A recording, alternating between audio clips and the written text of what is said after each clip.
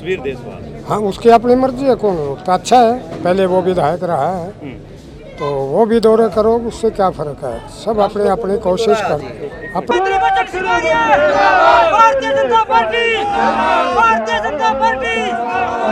पीछे भी चुनाव लड़ना चाहिए। पता नहीं वो कैसे चूक गए, क्योंकि जो एक बार लड़ लेता है उसका अधिकार तो होता है। उनने भी काम किए होते हैं, कोई ज़्यादा कोई कम।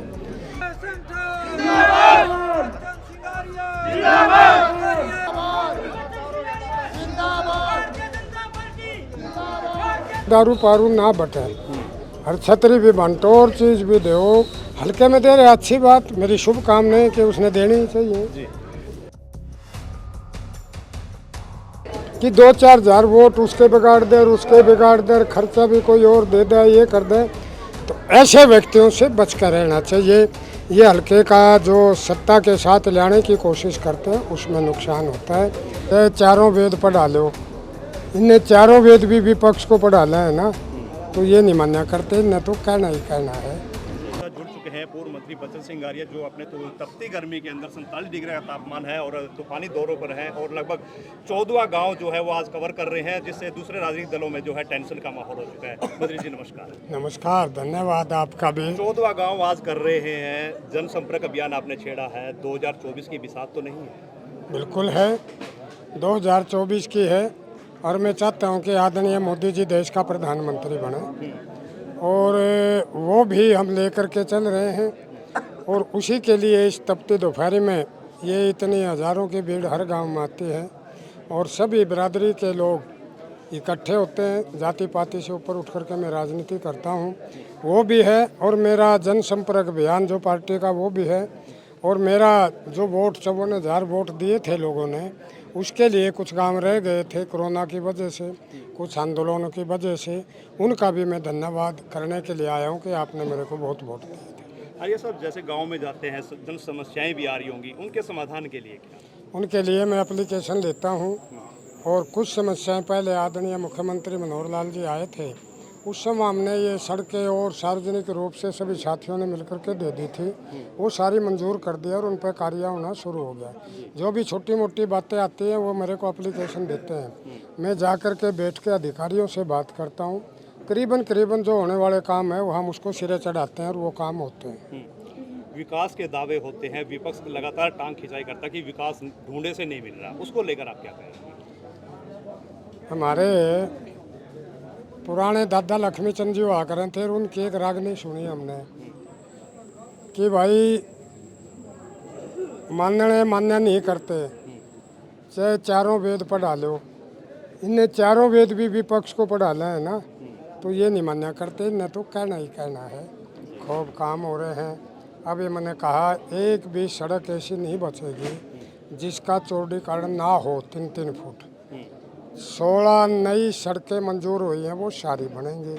विपक्ष की भी अपनी भूमिका है, वो अपना रोल कर रहे हैं, वो हमेशा करते रहेंगे। कोई भी विपक्ष में हो, हम भी विपक्ष में हो, हम भी ऐसी कोई बात कह देते हैं। अगर नहीं कहेंगे तो विपक्ष क्या कहेगा। जी बिल्कुल।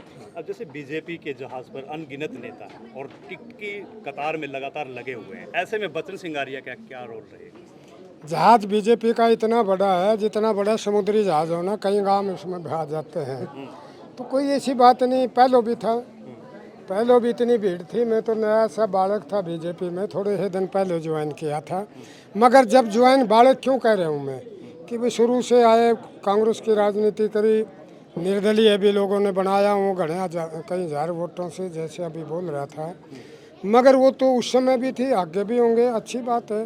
पार्टी का आधार है, पार्टी की हवा दिखाई देती है, तो उसमें कुछ लोग तो होते हैं, मगर फिर पार्टी की मर्जी होती है किसको वो टिकट दे। जिसको टिकट दे वो चुनाव लड़ता। पीछे मेरे को टिकट दिया, मैंने चुनाव लड़ा। क्या वो खिड़की अब की बार फिर मिल पाएगी? बीजेपी की खिड़की तो एक ही होती है उस खिड़की में से वोट देने और टिकट देने वाला जो होगा वो हाथ ठीक ही होगा मेरे हिसाब से। तो आगे पार्टी की मर्जी है, वो हाथ मैंने देख तो रखा, पहचान भी है, मगर पार्टी की मर्जी है, जैसे पार्टी करेगी कोई दिक्कत नहीं। पूर्व विधायक भी लगातार दौरा कर रहा है और पीठ थपथपाई जा रही है कि अब की बार फिर वही लहराएगी, उसको लेकर क्या कहेंगे? पूर्व विधायक कई हैं मेरे साथ है, भाई कलीराम जी भी पूर्व विधायक है, और मैं भी पूरा विधायक हूँ। मुझे नहीं पता हमारी पार्टी में और कौन पूरा विधायक हो। तस्वीर देशवाल। हाँ, उसकी अपनी मर्जी है, कौन हो तो अच्छा है, पहले वो विधायक रहा है तो वो भी दौरे करो, उससे क्या फ़र्क है। सब अपनी अपनी कोशिश करते हैं। वो भी करे तो अच्छा है, उसका भी अधिकार है, वो MLA रह रहा है, यहीं का पैदा हुआ है, कोई बाहर का थोड़ा है। वो करे अच्छी बात, हम करें हमारी अच्छी बात, और कोई भाई करे और अच्छी बात, कोई दिक्कत नहीं, उसको करना ही चाहिए। उन्हें तो पीछे भी चुनाव लड़ना चाहिए, पता नहीं वो कैसे चूक गए, क्योंकि जो एक बार लड़ लेता है उसका अधिकार तो होता है, उनने भी काम किए होते हैं, कोई ज़्यादा कोई कम, तो उनको चुनाव भी लड़ना चाहिए। और वो कर रहे हैं तो अच्छी बात है, फ़र्ज भी बनता है। कुछ लोग उनके साथ जुड़े हुए हैं, उनकी इच्छाएं होती हैं कि वो चुनाव लड़े और वो दौरा करें, तो अच्छी बात है, मैं तो अच्छा मानता हूँ इस चीज़ को। अगर टिकट नहीं मिल पाती किसी कारणवश, तो बचन सिंह आर्य का क्या रहेगा? क्या वो अगर 2000 बैरवाल साहब, आप बहुत सीनियर और बहुत बढ़िया सियाने हो। अगर सबक तो जीवन में कभी होना ही नहीं चाहिए। अगर मगर करे ना, उस मानस ने ठीक नहीं मान्या करते। नहीं बोले इसमें तो भाई अगर मगर हो रही, कभी मैंने तो अगर मगर करी नहीं भाई। अगर कोई बात होगी तो पता नहीं, इसमें अगर मगर की कोई बात ही नहीं है। टाइम कुछ नहीं होता राजपाल जी, हिम्मत करने से बात सारी होती है, टाइम सारा ठीक है, कोई दिक्कत नहीं। अगर मगर कुछ नहीं, पार्टी भी अच्छी है और लोग भी अच्छे हैं और सारी बात अच्छी है, सारा शुभ होगा, अच्छा होगा। 32 साल से राजनीति में है, कांग्रेस और बीजेपी के इन 9 सालों में क्या फर्क देखने को मिला? उस समय जब मैं कांग्रेस में था, मुझे वो अच्छी लगती थी, मंत्री रहा हूँ उसमें, काम किए हैं लोगों के, अच्छी थी, इसलिए उनके साथ था। उस समय वो अच्छी लगती थी।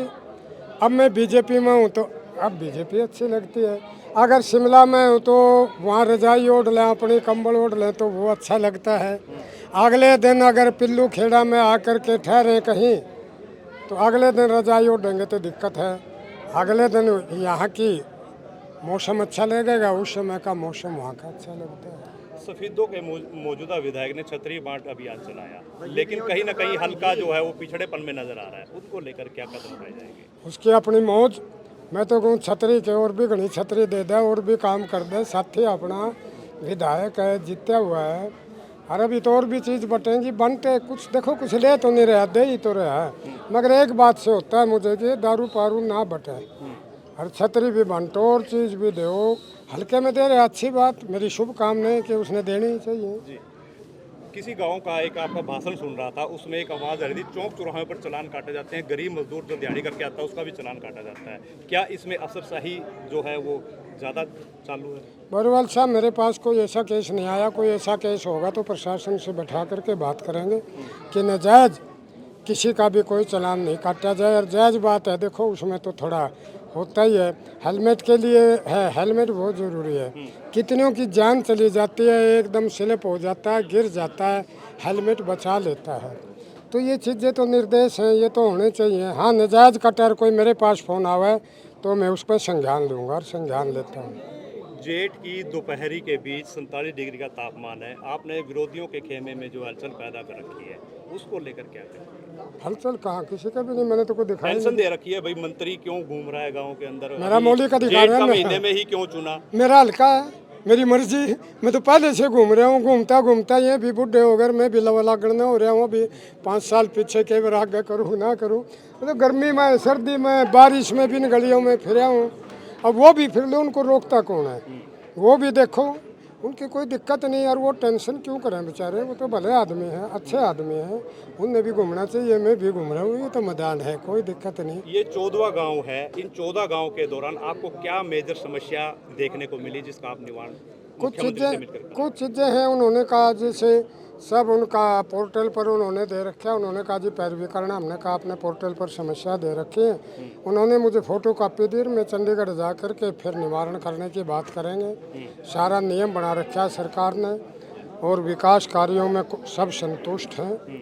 विपक्ष का तो चलो ड्यूटी भी होती है, वो अपनी बात करते हैं, कोई दिक्कत की बात नहीं। सफेद दल की जनता को क्या मैसेज देंगे?